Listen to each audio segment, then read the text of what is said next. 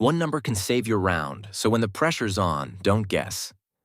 Bushnell Golf gives serious golfers the confidence to pull the right club, with rangefinders, GPS devices, and launch monitors trusted by 98.1% of pros.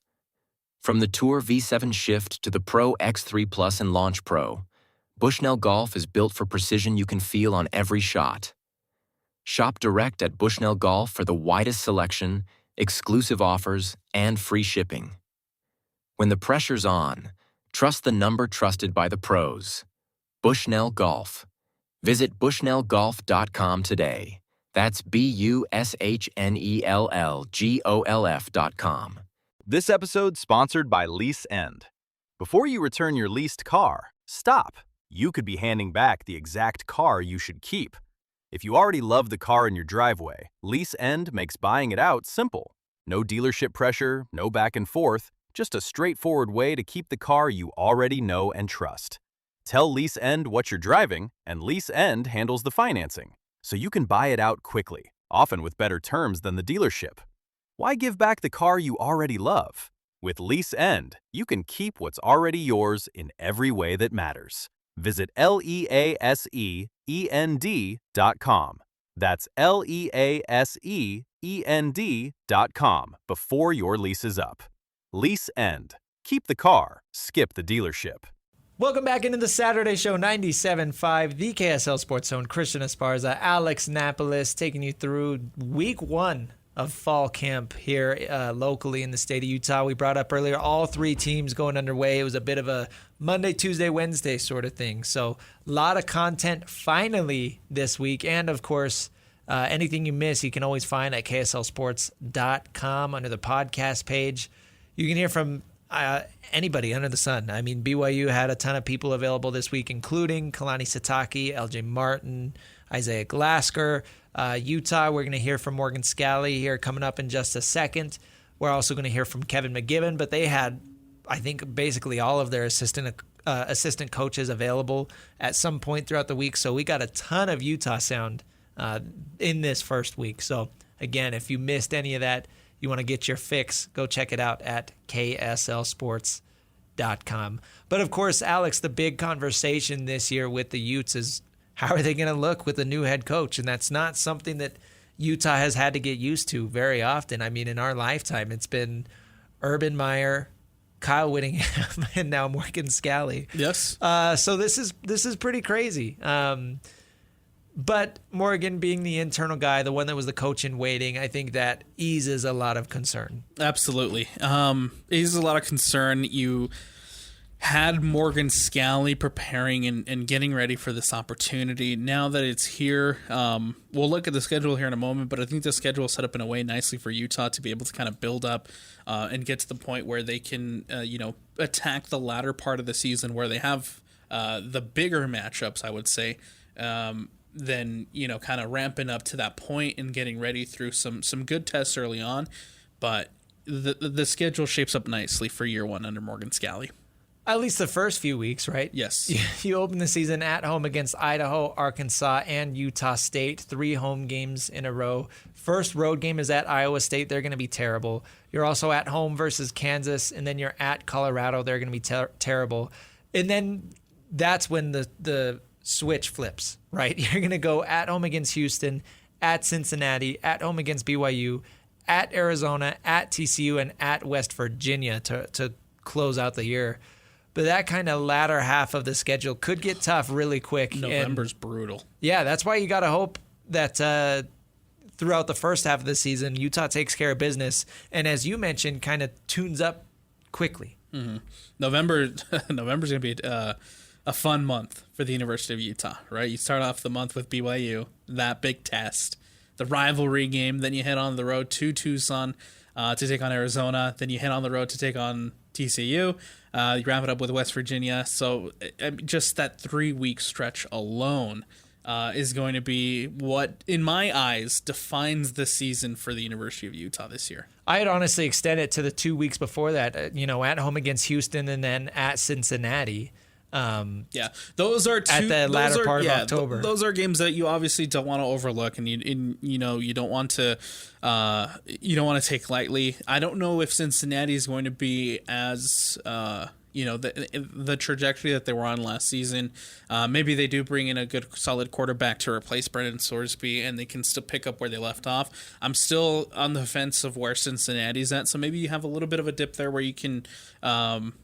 You go from a massive test in Houston to maybe a little bit of dip in Cincinnati, and then you get to that 3-week stretch. But absolutely, to your point, you can't overlook the Houston and the Cincinnati game either. And who knows, maybe Houston's not that good. I think you were kind of on the Houston train last year. I didn't really believe in them just because they had such a soft schedule. They didn't play anybody tough in the conference, so their record looked really good at the end of the year.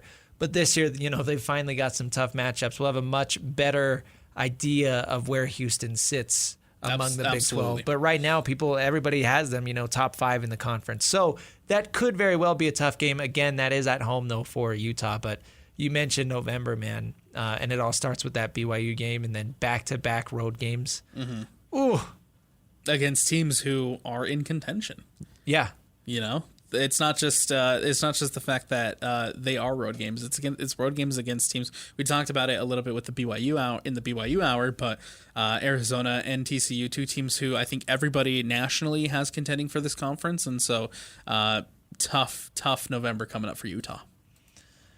But again, you mentioned that they have kind of I don't want to say soft first half of the season, but that's a good time for a good ramp up, right? It's a good opportunity for this team and Morgan Scalley and everybody to just gel and get used to all of the change, because there is a lot of change at the head coach, at the offensive coordinator. Then you bring in the new defensive coordinator as well to replace Morgan Scalley. So where does this team find themselves at the midway point? How good have they become? That's what we'll figure out. But I do believe in Devon Dampier's ability to lead this new offense with McGiven. It sounds like it's the same but different compared to last year's offense. A lot of it is really similar, but there are going to be some changes. And one of those changes, and one of the things that really stood out to me, was from Devon Dampier's media availability to open up fall camp. And QB1 stands up in front of the reporters and essentially talks about the freedom that Kevin McGiven is giving him in this offense, and the freedom he has to, if he sees something, the freedom he has to check into something else, right? A different look and a different a different play, whatever the case might be. But it sounds like the reins, whatever reign he had last season under Jason Beck, he kept using the word freedom, and so I'm curious to see what that freedom looks like for Devon Dampier. It is pretty telling, when he comes and he's having this new relationship with a new coach, and he's saying it without saying it about what things looked like last year. And I get that there were a lot of restrictions physically with Dampier because of his injuries. And that probably played a part into it too. But you look at Dampier and having played with Jason Beck at New Mexico already, they should have had a smoother relationship than what it's maybe sounding like. Mm-hmm. And you got to give credit to Dampier. Like, he hasn't thrown Beck under the bus by any means, but he's just kind of thrown little hints here and there. Like, he maybe wasn't all that happy with the way the offense was ran last year. So by him coming out and saying that he's loving this freedom that he's having with Kevin McGiven, I think that's pretty telling. It's telling of what the offense is going to be like, and it's telling of obviously Dampier's feelings both towards this year and next year. So we'll hear from Devon Dampier in a second. I do want to start off with Morgan Scalley because he is the big storyline. So let's listen to Morgan first, and then we'll hear from Devon Dampier coming up in about 10 minutes. So here is the new man up on the hill. This is Morgan Scalley. All right, Coach Scalley, how you feeling? How are things looking? Day one, take me through. Excited to be back. Ton of progress in spring. I love what I'm seeing in terms of the energy, the body compositions from the summer, lifting and conditioning. Good first day, 12 periods, really not grueling, just trying to knock off the cobwebs a little bit, but excited to have these guys back. Morgan, in this transfer portal, NIL, it's rare to have two starting the quarterbacks and sharing the room, but you have that with Devon and Byrd. What about them makes them coexist in this offense and on this team? Well, I think the reason for it is they're unselfish. And, both of them embrace their role. Both of them are very competitive and understand that their number can be called at any time. It also allows for us to be a little bit creative and do some things with their skill sets that can cause issues with defenses. But they're unselfish young men who are all about the team, and that's a rare combination at that position. So very blessed to have those two. With the new 2022 rolling from the kids that can come play, are you going to explore anything like that, or is your team solid? We will explore anything that we feel gives us an advantage and can help us win football games. How many roster spots do you have to explore, depending on how many players are available? For us to know and you to find out. No. There is maybe some wiggle room for one or two guys, is my guess. How do we find that out? Well, you can talk to each other. You're smart guys. What positions do you think are the most competitive right now? Safety is definitely one of the most competitive positions. Linebacker, wide receiver is probably where we have the most depth. You talked a lot about offensive line back in the spring and how May was going to be massive for their development this fall. How did the offseason go for those guys up front? Really good, but we don't have pads on. So, when we start to hit each other and tackle and all that stuff, that's when I'll really have a good understanding. Already from day one, I can tell they've worked their butts off during the offseason. It's a lot crisper, cleaner, faster to the line of scrimmage. There's a lot of things that you can tell, okay, they've spent a ton of time together. Devon talked a lot about this offseason just getting better as a passer, pre-snap adjustments. Now that he's had an offseason in spring, what have you seen from him just early on in terms of? Yeah, so far so good. Like I said, the speed at which they started to execute on day one, much better than what we saw even near maybe the mid to end of spring. So the player-led practices were a huge bonus. And I think, if the new bill passes, you're going to see that, you can have mandatory practices during that summertime, so that just gives us another opportunity to continue to improve what we did in spring. Morgan, how are you feeling about the state of the defensive line group? Much like the offensive line, we got to hold off judgment until we get some pads on. But that's one group you can tell has a chip on their shoulder. If you're walking through the facility and there's guys in the position room watching film, it's the D-line. They are very aware of the guys that we lost and the pressure on them. They're up to the challenge. I'm excited for that group. Off the bat, day one, any natural-born leaders that are standing out to you? That we don't know already? Oh, man. We know them all. No, we won't vote for leadership and captains until before the first game. Okay. But, some of the guys that were already on leadership council, showed up today. And then, again, just because you're on a leadership council doesn't mean you're a leader. You can not be on a leadership council and still be a leader. Leadership is influence based on trust you've earned, and so we've had a lot of guys that have been here a number of years and earned that trust to influence others to come along. So I'm pleased with the whole group, but we'll have to wait to see. You've had spring ball. Yes. But today, first official day, how different was it for you? It's just I'm not coaching a position group, so I'm not so much worried about, because I believe that in Coach McGiven and Coach Swan that the schemes are going to be what they need to be. My whole focus is on how we're doing it, and are we running to the ball? Are we living our culture? It's the behavior that I'm after, and probably not good enough today in terms of hustle, being relentless to the ball, relentless jogging off the field. This game requires a lot and a lot of discipline, and if we're not holding them accountable, then the culture presents itself in a way that you're not happy with. So, not good enough today in that aspect.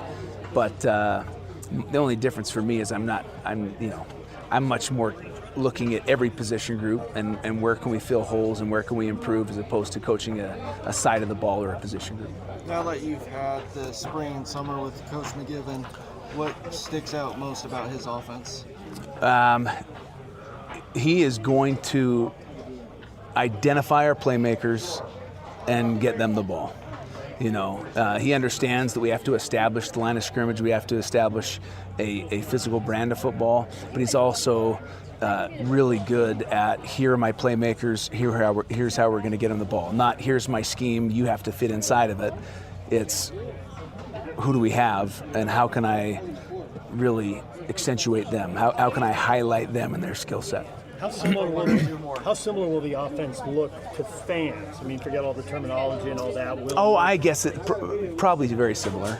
Yeah, probably similar. You have formation of the boundary stuff. You have shifts, motions, the quarterback run game. And that's a big reason why Devon and Byrd, wanted to stay is because it was very similar, and there'll be some added wrinkles, obviously, but yeah, I would say to the average fan, you're sitting there going, okay, this looks similar to what we saw last year. Defensively, how much wiggle room does Colton Swan have to explore schematic changes and that sort of stuff?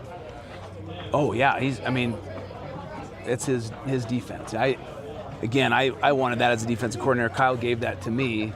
Now we are who we are, and we have a mutual understanding of what we want to do here, but there's certain things that they're going to do, and they'll ask my opinion on it, but I want him to have all the freedom to be him, to not feel like someone's looking over his shoulder or second guessing what he's doing. I'm there to support him. Okay, thanks everyone, appreciate it. Thank you. All right, there is head coach Morgan Scalley talking about all the change that he has had over the last few months, finding himself as the man. One of the things I do really like, though, is talking about his relationship with the defensive coordinator, Colton Swan, because that was a role that Scalley himself had for the last few years. And he's basically letting Swan come in and do whatever he wants with his defense. Mm-hmm. And, of course, there's a reason that Swan gets the job, because they trust him. But it's not like Morgan Scalley is going to come in and say, oh, this is how I was doing it. You've got to keep doing the same thing. Yeah. No, it sounds like, having that relationship with Colton Swan throughout the course of the last couple of years, he has that confidence and he has that faith in Swan to kind of make that defense his own and align it with the same beliefs and the same mentality and the same thoughts that Morgan Scalley had as a defensive coordinator. Now what really sticks out to me is the fact that you kind of hear it from Morgan and his want to now have his own stamp and his own imprint on both sides of the ball. And so I think there's going to be an emphasis too on bringing the RSNB mentality over to the offensive side as well. Not that it didn't have it before, but now Morgan Scalley has that freedom to kind of put his own stamp on the offensive side as well too. And that's something that stuck out to me from the conversations of Morgan and some of the players this week. Kyle Whittingham would always say that one of his favorite games that he's ever coached was like a 3-0 game. I don't remember the team or the specific game, but the final score was like 3-0. Yeah. I don't think that's going to be Morgan Scalley. No, absolutely not. Morgan understands that you need some fireworks. Yes, and it's a conversation you've heard it the last couple of years with the committee and the style points, and it sounds like Morgan Scalley too recognizes that the committee values that.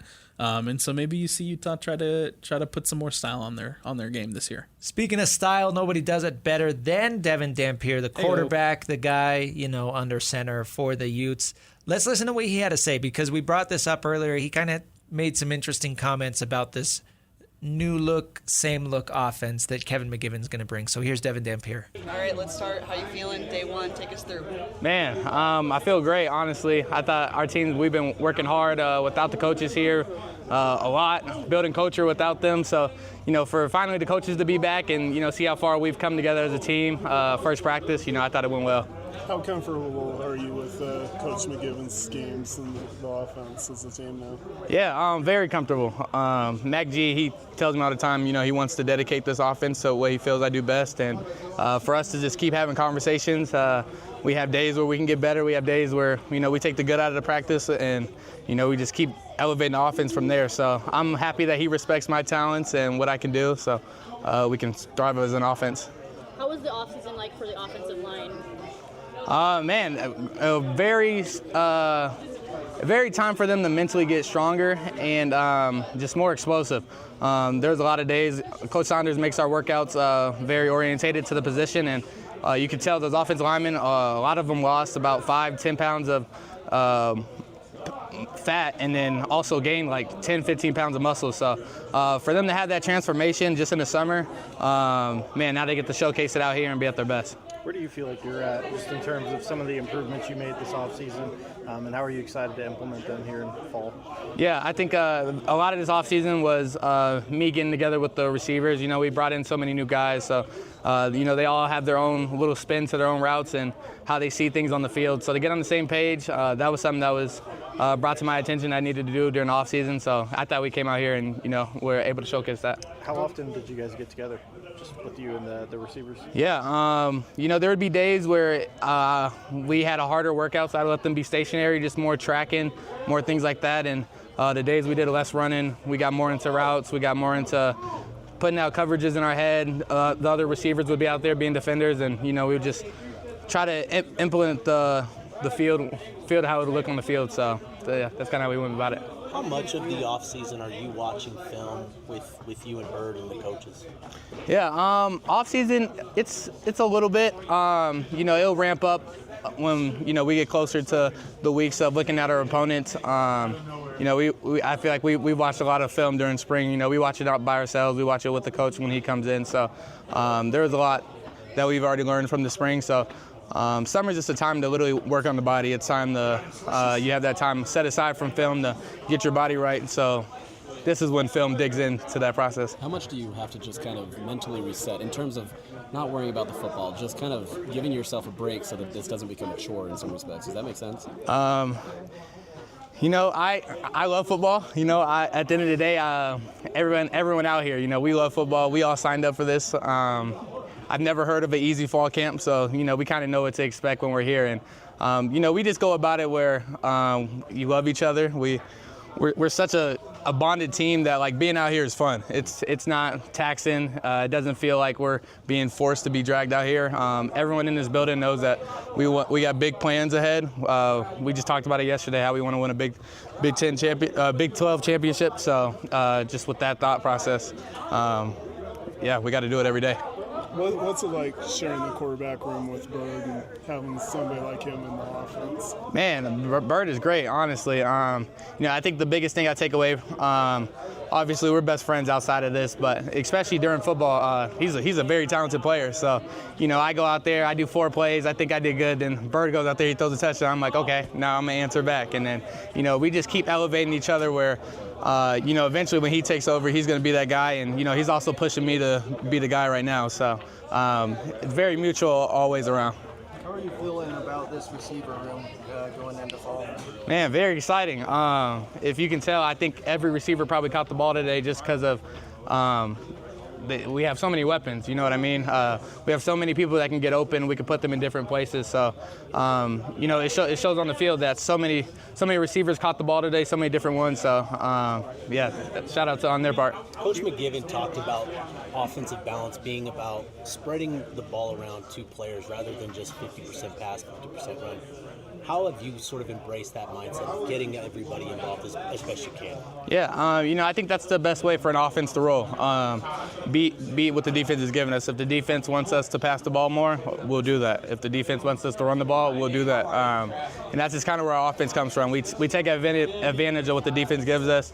And, McGiven trusts me so much with the offense. He gives me the ability to, go get into a different play, get into things that we run very well. So just to have that aspect, it makes me very confident going into any game that we have the game plan to, do what it takes to win. Speaking of confidence, do you walk a little bit different now that you've been around here? You're kind of feeling good in the red. I mean, just take me through being under center as QB1. Yeah, I think, one, coming back to Utah after, everything that went on, and just being so welcoming for one, my coaches meeting me in the airport. Just starting from there, that builds a lot of respect to me and a lot of loyalty. So, yeah, I do see my teammates looking at me when things get bad and also when things are well. So I prefer to stay at the top of my levels, make sure I'm the same guy, very consistent every single time. And, that's just how I embrace my role. There you go. That is Devon Dampier, the quarterback, talking about some of the free reign that he has in this offense. But he's excited to be back. You can hear it in his voice. We saw the video, of course. You can see it on the video. But you can hear. And he's just he's a happy-go-lucky guy. I mean, he's a very energetic guy, great leader. Can't wait to see what Spider-Man does. Always smiling ear to ear, man. I think that's great for your quarterback. There you go. Let's take a quick break, Alex, and then coming up next on the other side, we have talked about a lot of the change on the offense. Let's hear from the new offensive coordinator, Kevin McGiven. We'll do that next. Stick with us. It's the Saturday Show, 97.5, the KSL Sports Zone. One number can save your round, so when the pressure's on, don't guess. Bushnell Golf gives serious golfers the confidence to pull the right club, with rangefinders, GPS devices, and launch monitors trusted by 98.1% of pros. From the Tour V7 Shift to the Pro X3 Plus and Launch Pro, Bushnell Golf is built for precision you can feel on every shot. Shop direct at Bushnell Golf for the widest selection, exclusive offers, and free shipping. When the pressure's on, trust the number trusted by the pros. Bushnell Golf.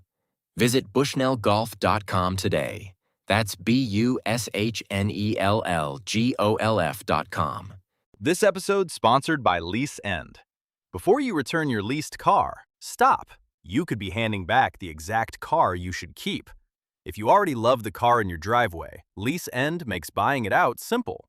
No dealership pressure, no back and forth, just a straightforward way to keep the car you already know and trust.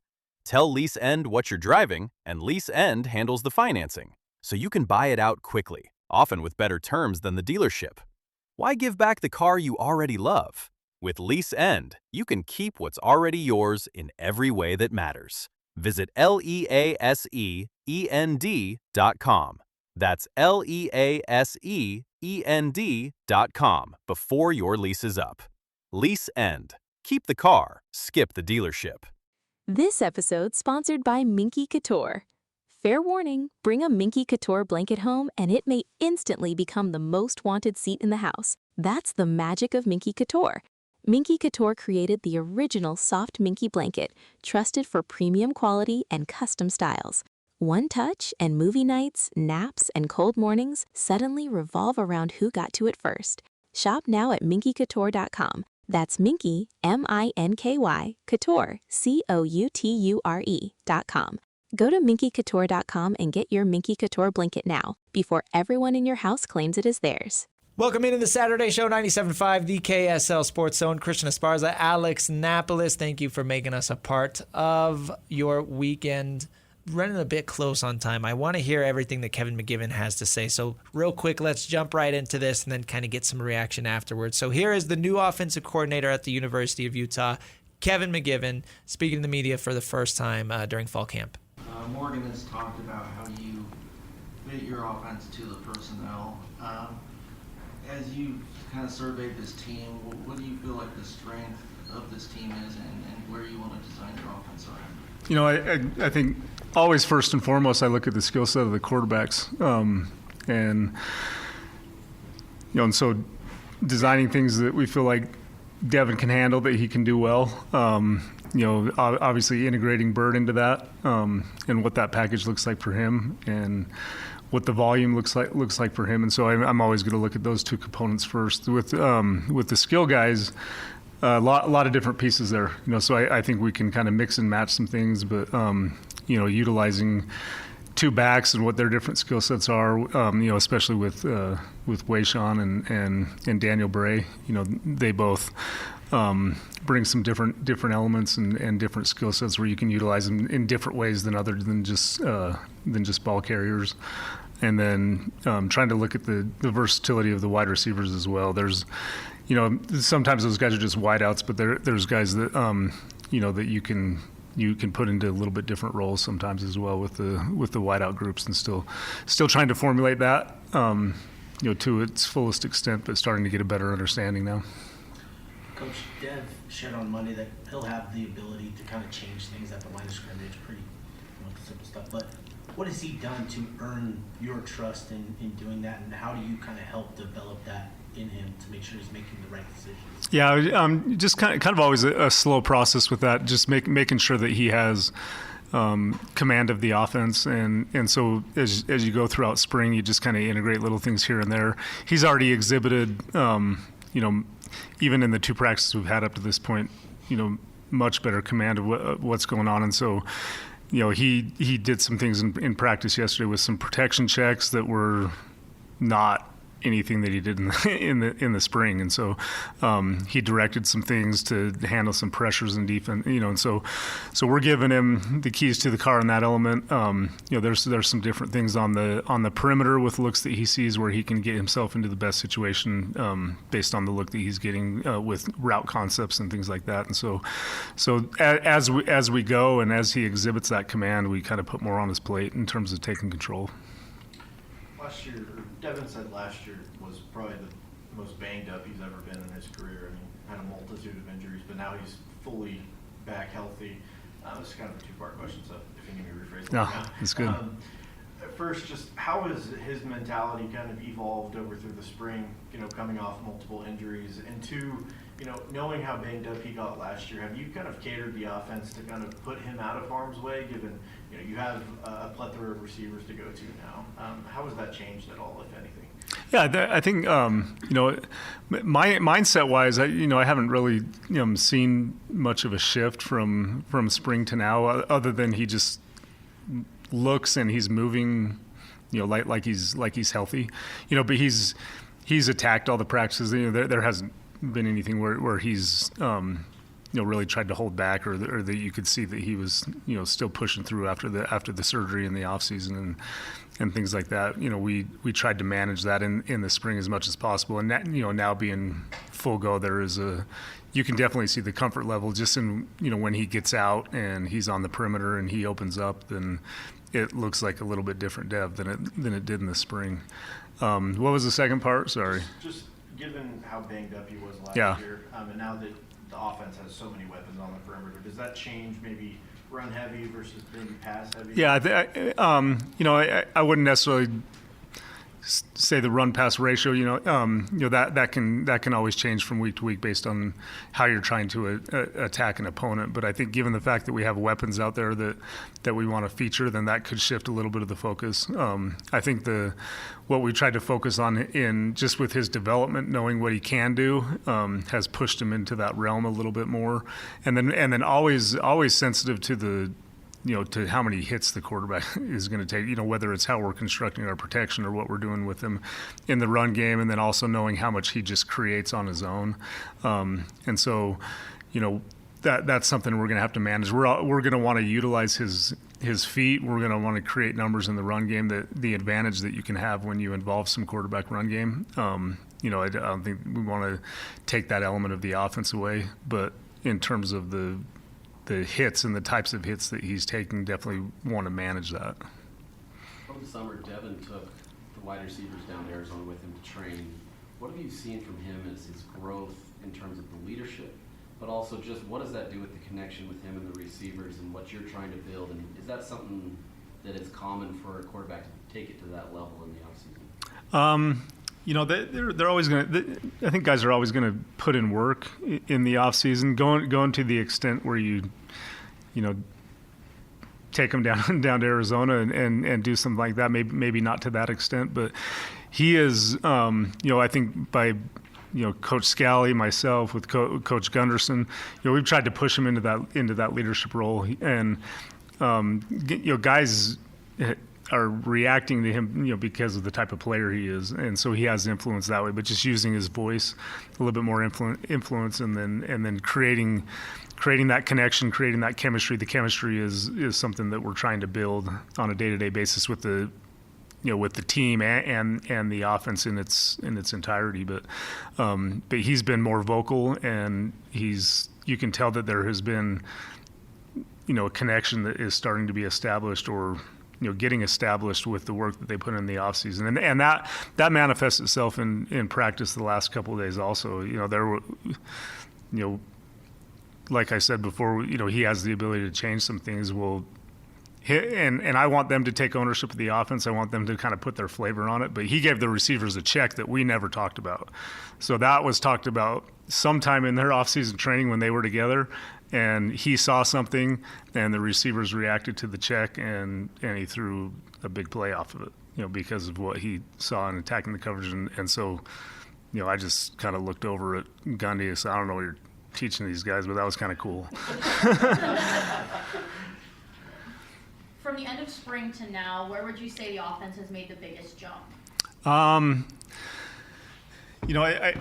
just think I think from a cultural standpoint, there's a way we want it to look. There's an effort that they're giving on a down by down basis. That is something that has been established with the defense, prior to this year with Coach Scalley, that he wanted to carry over and make it a team mentality in terms of the culture. And so we were really trying to push that. That was really coach driven in the spring, just getting that to show up on a play-by-play basis in terms of the consistency that we want. And so that is showing up way faster than it did in the spring. And so that culture piece of it is carried over. And then, in the first 2 days, two installs, and the first install kind of vanilla, and then we went from 0 to 100 in the second install with all the things that we're doing. But in the spring, that came as kind of a shock to him. Didn't handle it real well. There was just the level of focus it took to execute that install. Yesterday it was like clockwork. I mean, the way that they ripped through that thing, and there's always a lot of details, but how clean it looked from an operational standpoint was pretty impressive, the way they carried that over. How do you feel like Byrd's development, particularly as a passer, has been going so far this year? Yeah, really well. We've pushed both him and Dev kind of the same way. In terms of becoming elite decision makers and having elite processing skills and being able to apply concepts to coverage, defensive looks, things like that. And so I would say Byrd has made incremental progress, and again, early on in fall camp, that development through the spring is already showing up. And, and I think where, some of the tight windows that you would say, quarterbacks are being a little bit risky, but as long as it's calculated risk, there's been some ball placement in the first couple of practices where you can tell he's much more comfortable ripping that in there because he knows what he's seeing and it's not so reactive. There you go. That is Utah offensive coordinator Kevin McGiven. I think, you kind of have an idea of what you're going to get defensively because of the carryover in Colton Swan, similar to the conversations you hear about Kelly Papinga, right? He worked under Jay Hill. He knows what that defense is about. I see a similar thing when it comes to Colton Swan, right? I think and you kind of have that idea of what you're going to get out of that Utah defense. All the questions for me is on the offense. You hear that the schemes are really similar, and there's not too much change from what Jason Beck was doing, but it is still somebody coming in from the outside, right? Somebody who wasn't a part of that of this team last season, and McGiven, I'm sure, has his own a different scheme and different ideas and different things of different thinking of things that he wants to do with Devon Dampier. And so I do have questions and I do have curiosity of where this offense lands. So it is great to hear from Kevin McGiven and kind of get his idea and his takes to where this offense is for Utah. And, of course, right now we just have the outsider's perspective looking in because we haven't been able to see anything. But from everything we've heard throughout this week, from everything we heard at Big 12 Media Days, you mentioned a lot of similarities as far as the terminology and stuff like that. I think it's going to be more of a philosophical change, right? Not as much about, quote-unquote, protecting the defense. I think they're still going to be able to run the football, but I don't think that is going to be all that they want to do. I am interested to see how much they try and air it out and let Devon Dampier cook. That's something that I think everybody has their eyes on. And of course, you have to take into consideration the turnover in the offensive line, and how much does that drop off from where it was last season, right? It's never going to be easy to replace that much experience on your offensive line. It's never going to be easy to replace 2 first-round NFL draft picks that were on that offensive line last season. And the guys that played such an important part of what made Utah one of the best rushing teams in the entire country last season. But if you can get anywhere near the semblance of production you saw from Wayshawn Parker last season, even Devon Dampier when he tucked and played hero ball, this Utah run offense, the run game, right, as they call it, I don't expect it to drop off as much as I think nationally people think it will. No, I'm excited to see. I think it's going to be a much more balanced approach. Yeah, I don't know if it'll be in the top 3 as it was last season, right, in the country. But I do definitely think that this run game for Utah still is amongst the best in the Big 12. I'm excited to see what this Utah team does because we talk about the expectations placed on BYU. I think the more that people look at this Utah team, even with all of the change, all of the turnover, losing a lot of their best players to Michigan, I think the expectations are almost just as high for the Utes. I think they have the capability to reach the Big 12 championship. So, of course, a lot of football left to be played. But, man, it's looking good for both schools going into the season. Absolutely. And I cannot wait. We're almost there, Christian. We're getting closer. There. All right, let's take a break. Coming up next, we will wrap this baby up. It's another edition of the Saturday Show, 97.5, the KSL Sports Zone. Wrapping up another week on the Saturday Show, 97.5, the KSL Sports Zone. Christian Esparza, Alex Napoles. Busy week. We didn't have a ton of time to talk about really everything else that happened this week. Some news that we'll save for next week. NFL preseason has started. We'll talk more about the College Sports Act and what happened with that. Kind of got to save that for next week because this week was so busy with fall camp stuff. Absolutely, and I think that's the awesome part of the fall camp, and that's the awesome part of getting to this point of the season, getting this to this point of the year. Right, there's so much sound, there's so much media availability, there's so much things that you can hear from the actual teams and the actual players themselves, and so we hope you, the listener, enjoyed listening to, of course, the Keilani Satake, Morgan Scalley, everybody that we played today. And again, if you missed any of it, check us out at kslsports.com/podcast. You can miss any part of the Saturday show or any of the media availability from your favorite team, whether you are a BYU fan, a Utah fan, go check it out because there's always a bunch of good, juicy sound. Here on the station, here's what the schedule looks like for the rest of the day. Coming up at 1:30, it's the Utah Royals pre-match show as they get ready to take on Denver. At Denver, first kick there is at 2. That will be on both signals, 97.5 and 1280. And then coming up in the afternoon, the Bees, 6:20 first pitch. They are going to be at home. And then RSL pre-match show, that starts at 7. That will take over the 97.5 signal as RSL gets ready to take on Atlante as part of the League's Cup. So RSL on 97.5 and Bees on 1280 tonight. That's going to do it for us this week. Thank you to Alex sitting next to me. Thank you to Parker behind the glass. We'll catch you next week. It's the Saturday Show, 97.5, the KSL Sports Zone.